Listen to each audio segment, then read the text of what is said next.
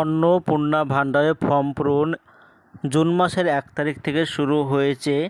তো যারা যারা ফর্ম পূরণ করে দিয়েছিল তাদের অনেকের অ্যাকাউন্টে টাকা ঢুকেছে 3,000 টাকা করে, আর অনেকের অ্যাকাউন্টে এখনও পর্যন্ত টাকা ঢোকেনি।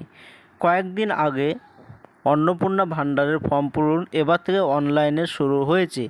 যারা অফলাইনে হাতে লিখে জমা দিয়েছিল সেটা এখন নিচ্ছে না, এখন অনলাইনে সাবমিট করা হচ্ছে, অত ডকুমেন্টসের প্রয়োজনও হচ্ছে না।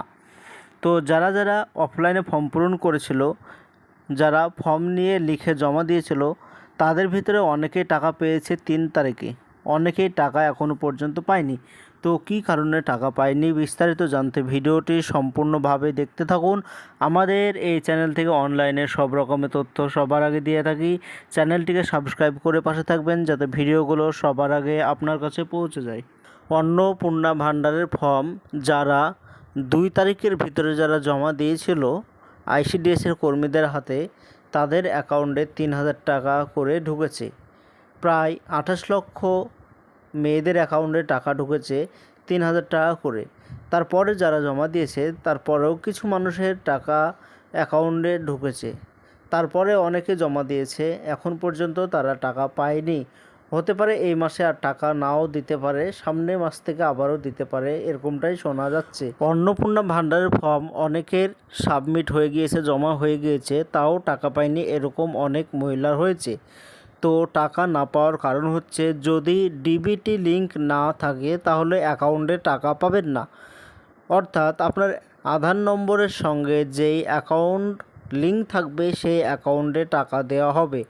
যদি আপনার ডিবিটি লিঙ্ক করা না থাকে তাহলে আপনি টাকা পাবেন না, সরকারি কোনো টাকা পাবেন না। তো ডিবিটি লিঙ্ক আছে কি নেই সেটা আপনি মোবাইল অথবা কম্পিউটার থেকে চেক করতে পারবেন।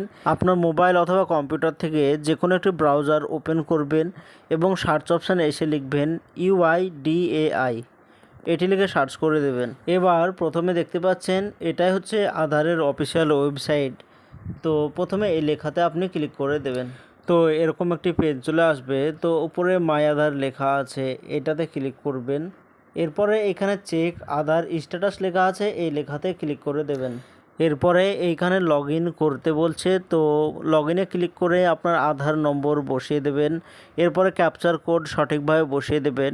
নিচে লগ ইন লেখা আছে, এইটাতে ক্লিক করে দেবেন। রেজিস্টার মোবাইল নম্বরে একটি ওটিপি যাবে, ওটিপি দিয়ে লগ ইন করে নেবেন। এরপরে এরকম একটি পেজ চলে আসবে, তো পেজটি স্ক্রল করবেন, একটু নিচের দিকে চলে আসবেন। এখানে লেখা আছে ব্যাংক সেন্ডিং স্ট্যাটাস লেখা, এইটাতে ক্লিক করে দেবেন।